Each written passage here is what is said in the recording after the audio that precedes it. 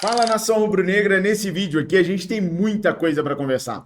Quero falar para vocês sobre os mais de R$500 bilhão que vai entrar na conta do Flamengo para o Flamengo poder construir o seu estádio. E eu não estou falando do name rights não, hein? Quero falar também sobre esse mês de agosto ser um mês tão extraordinariamente decisivo para o Flamengo.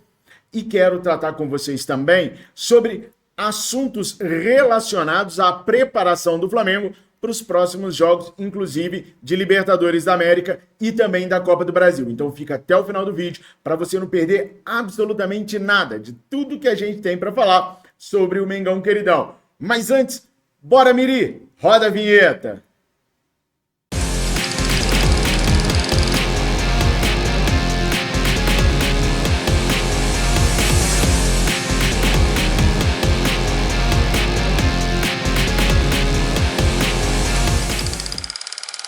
Nação, mesmo que a vida pregue peças na gente, não tem como acordar num dia seguinte de um jogo como esse do Flamengo de mau humor, chateado. Afinal de contas, foi um dos melhores jogos do Flamengo no ano. Para ter ficado melhor ainda, bastava o Flamengo não ter desperdiçado tantas chances e poder tido golear a equipe do Palmeiras, né? Porque o placar moral é 4-0 fácil.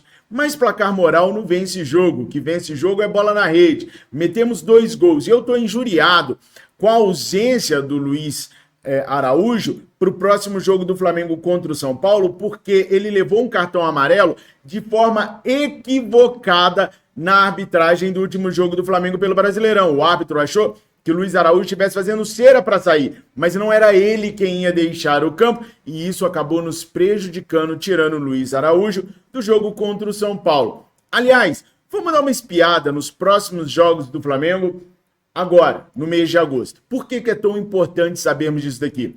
Porque a maioria dos jogos são fora de casa, um a mais até, e também são jogos decisivos. Pessoal, espia só. Neste sábado, nós vamos enfrentar o São Paulo, que está no G6 do Campeonato Brasileiro. É uma partida importantíssima que não vamos contar com Pedro e nem com Luiz Araújo.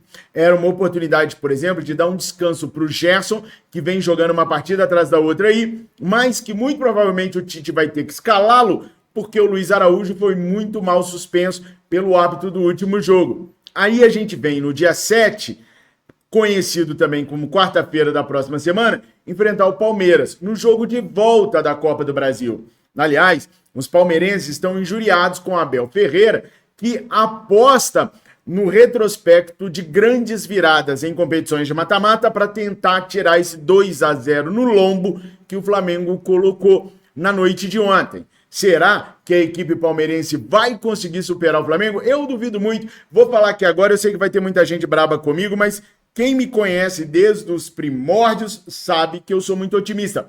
Para mim, o Flamengo está classificadaço na Copa do Brasil e tenho dito. Bom, aí no dia 11, o Flamengo pega o terceiro colocado hoje na tabela de classificação do Campeonato Brasileiro. Quem? Palmeiras. Esse jogo é em casa. Então o Flamengo sai 2 vezes em São Paulo para pegar o São Paulo e o Palmeiras. São Paulo, Brasileirão, Palmeiras, Copa do Brasil. E volta a enfrentar o Palmeiras, só que no Maraca, pelo Campeonato Brasileiro. Aí o que acontece? No Maraca, na semana seguinte, a gente pega o Bolívar, primeiro jogo da fase oitavas de final da Libertadores da América. Pegamos então o vice colocado no domingo, dia 18, do Campeonato Brasileiro, o Botafogo. E aí na quinta seguinte, a gente sobe a serra, 3.800 metros de altitude para enfrentar o Bolívar no jogo de volta da Libertadores da América.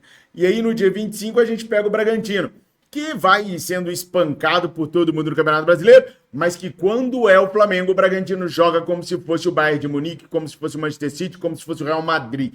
Então um jogo dificílimo em casa, no dia 25/8, fechando esse mês de agosto, que é um mês que define. Aqui a gente define tudo o que vai ser feito no ano do Flamengo. As classificações no Brasileirão, na Copa do Brasil e na Libertadores, todas passam pelo mês de agosto.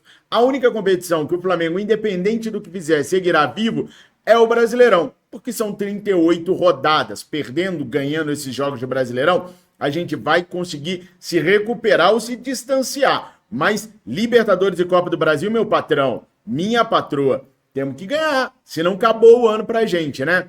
Bom, então vamos lá, só para recapitular, São Paulo pelo Brasileirão, Palmeiras pela Copa do Brasil, Palmeiras de novo, só que pelo Brasileirão, Bolívar pela Libertadores América, Botafogo pelo Brasileirão, Bolívar pela Libertadores América, Bragantino pelo Brasileirão. Então são aí 4 jogos de Campeonato Brasileiro, 1 jogo de Copa do Brasil e 2 jogos de Libertadores da América. Coloquem aí para mim nos comentários quais jogos vocês acham que o Flamengo vence desses aqui, quais que o Flamengo empata, porque perder não vai perder não, né, gente? Tá na hora da gente botar de novo a alegria de ser rubro-negro, aquele otimismo de novo para fora.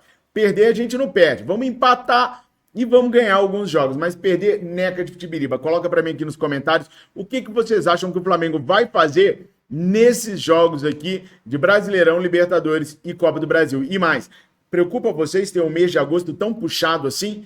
Falei no outro vídeo para vocês que o Tite vai até treinar no gramado sintético que a gente tem no Ninho do Urubu como forma de preparar a equipe para o jogo contra o Palmeiras, porque é um jogo importantíssimo, que a gente tá com uma vantagem, eu acredito muito na classificação do Flamengo, mas a gente não pode dar bobeira, né? Eu sou torcedor, inclusive, eu posso dizer que o Flamengo está classificado.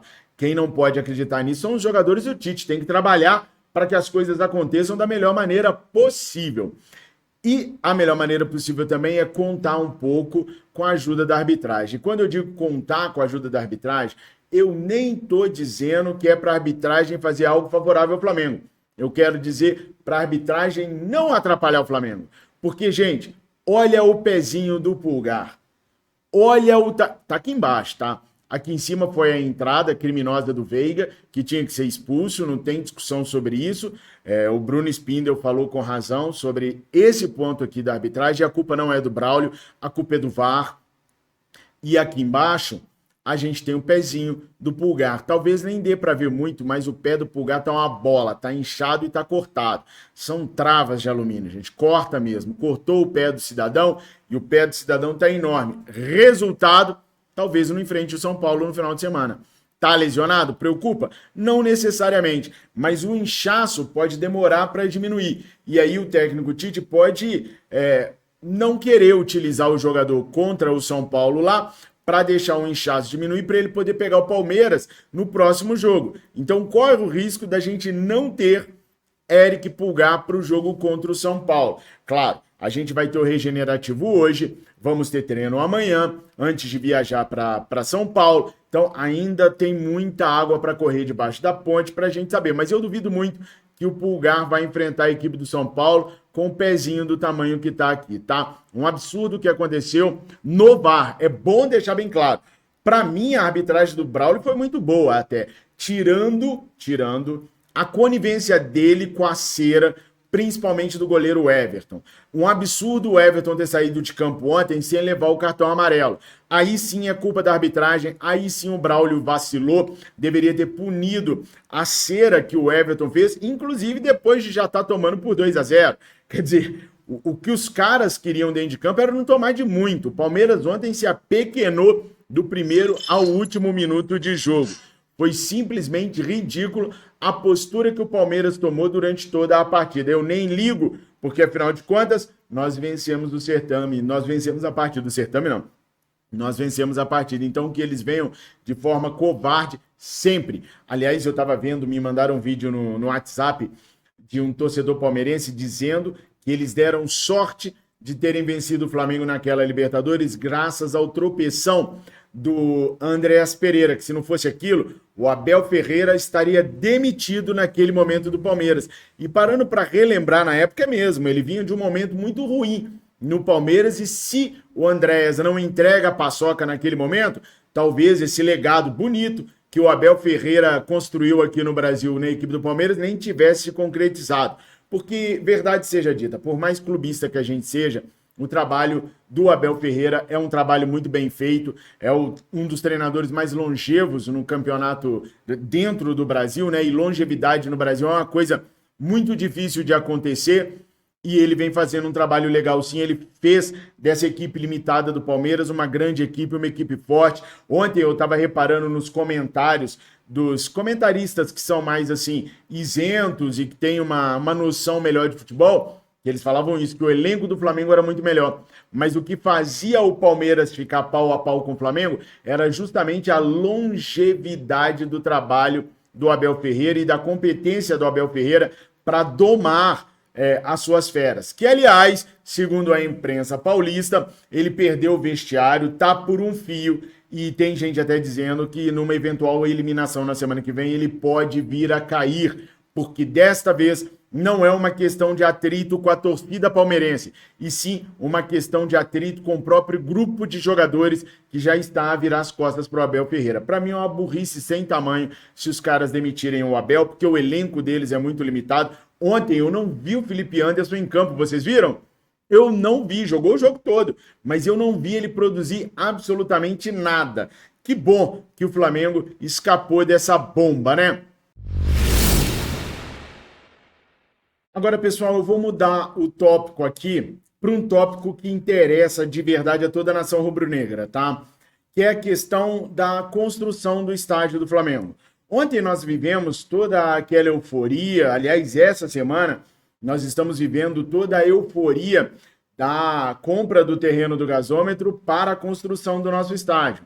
E eu estive com vocês ao vivo na segunda-feira, estive ontem transmitindo o leilão também para vocês, e uma pergunta que muitos de vocês me fizeram é: Fabrício, o que é esse tal de potencial construtivo que o Flamengo vai usar para poder construir o seu estádio?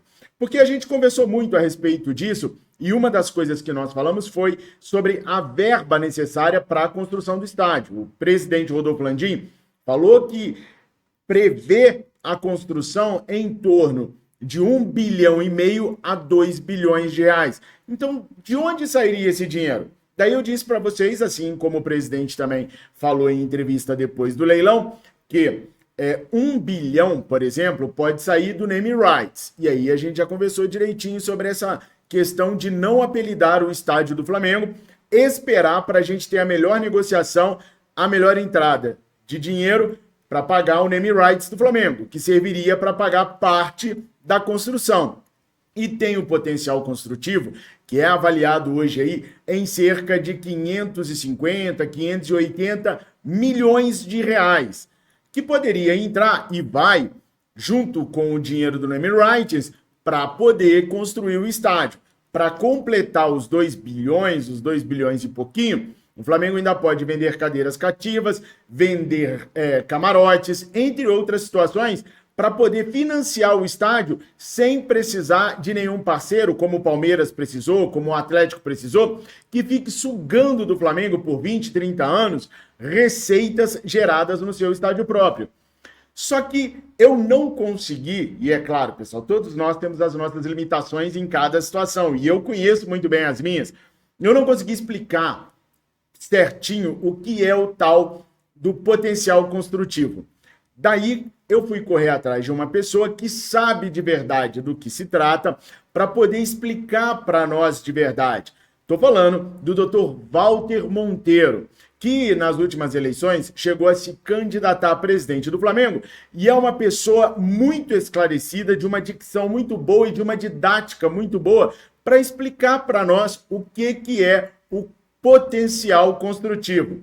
Espia só. Oi, Fabrício. Vamos conversar um pouquinho sobre potencial construtivo. Essas palavras que entraram na ordem do dia de todo rubro-negro depois que a gente comprou o nosso estádio, o nosso terreno para construir o nosso estádio. Potencial construtivo, como o nome sugere, é o quanto você pode construir num terreno da sua propriedade. Digamos que você tem um terreno, você quer construir alguma coisa ali, você sabe que você não pode usar a totalidade do terreno, porque você tem que respeitar limites com seus vizinhos, você tem que respeitar o limite de uma calçada, enfim. Então todo terreno tem algumas restrições para você construir. O potencial construtivo é o quanto que você efetivamente pode construir naquele terreno. Só que há algumas propriedades imobiliárias que o potencial construtivo ele praticamente não existe, porque ela sofre restrições do poder público que impede que construções sejam edificadas ali. É o caso, por exemplo, da nossa sede na Gávea. Imagine se o Flamengo tivesse a oportunidade de vender a sede da Gávea, construir ali um empreendimento de alto luxo, afinal de contas, né, a Gávea está localizada na região mais cara da cidade, vender esses imóveis de alto luxo e com esse dinheiro construir um estádio. A gente construiria um estádio com o pé nas costas e ainda sobraria troco, né?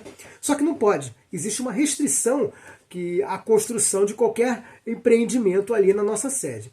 Então o que o Estatuto das Cidades fez quando foi introduzido alguns anos atrás? Ele permitiu a transferência desse potencial construtivo de um terreno que sofre restrição para que outra pessoa construa em outro lugar, né? Então, exemplificando, o Flamengo não pode construir na Gávea, mas o Flamengo vai à Câmara dos Vereadores, pede que a Câmara dos Vereadores autorize que o Flamengo transfira esse potencial de construir alguma coisa na Gávea e transforme esse potencial em um título que chama CEPAC, Certificado do Potencial Adicional de Construção. Tá? Então esse título é o Flamengo abrindo mão, né, do direito de construir na Gávea e vai vender esse título para que alguém possa construir alguma coisa em outro lugar. Né? Agora você vai me perguntar, quem compraria o direito de construir alguma coisa em outro lugar? É simples. Porque em outros lugares onde vai se fazer construção, também há outras restrições. Digamos que uma construtora esteja interessada em construir um mega empreendimento numa região onde normalmente só se autorize prédios de 10 andares. Né?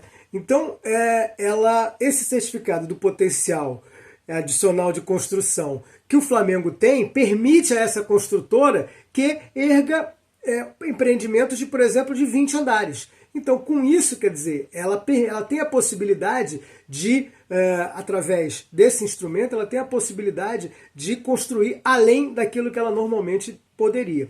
Então, o potencial construtivo, né, como está sendo chamado, é essa possibilidade do Flamengo, ao invés de construir alguma coisa na Gávea, ou ao invés de vender a Gávea para que alguma coisa seja construída, vender o direito de construir na Gávea para que alguma coisa seja construída em outro lugar. Então isso tem um valor expressivo no mercado imobiliário e é bem possível que isso represente a maior parte do financiamento do futuro estádio do Flamengo. Eu sei que o tema é complicado, eventualmente se eu não tiver sido claro o suficiente, me dá um toque aí que eu tento refazer essas explicações. Um abraço. Agora eu tenho certeza que todo mundo sabe o que é potencial construtivo, o que é essa grana que o Flamengo vai usar e como para a construção do terreno. Quero aproveitar aqui para agradecer demais ao Dr. Walter Monteiro por ter nos ajudado prontamente, gravado o vídeo para explicar direitinho como o Flamengo pode usar esse recurso extraordinário na construção do estádio próprio. Dr. Walter Monteiro, muito, muito obrigado mesmo. Falo em meu nome, em nome de todos os meus inscritos e leitores. Muito obrigado pelo esclarecimento. Nação, essas eram as informações que eu tinha para trazer para vocês nesse momento. Curta, comenta, compartilha, se inscrevam aqui no Resenha Rubro Negra, se inscrevam também lá no Central do Fla. Lembrando a vocês que a gente vai ter muitas novidades aqui no Resenha, com muitas lives e com muitas entrevistas. Tamo juntos. Obrigado por tudo. Recomenda pra geral. Fiquem com Deus. Como é bom ser Mengão. Saudações rubro-negras.